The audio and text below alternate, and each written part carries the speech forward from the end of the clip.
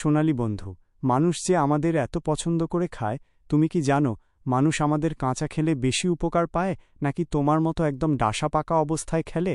সোনালী, খুব ভালো প্রশ্ন করেছ। আসলে আমাদের দুই অবস্থারই আলাদা গুণ আছে, তবে বেশিরভাগ মানুষ আমাদের ভিটামিন সি এর জন্য খোঁজে।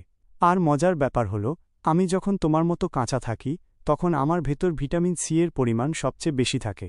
সবুজ, তাই নাকি? তার মানে আমি বেশি শক্তিশালী, কিন্তু আমি তো একটু শক্ত আর কষ ভাব আছে আমার মধ্যে। সোনালী, তা ঠিক, কিন্তু সেই কষ ভাবটাই তো উপকারী। তবে আমি যখন পেকে যাই তখন আমার ভেতর লাইকোপিন আর অ্যান্টিঅক্সিডেন্টের মাত্রা বেড়ে যায়। যারা হজমের সমস্যায় ভোগে তাদের জন্য আমার মতো নরম আর পাকা পেয়ারা বেশি ভালো। সবুজ, ওহ, বুঝলাম।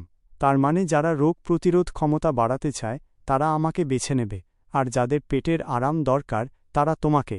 কাঁচা ও পাকা পেয়ারা গোল।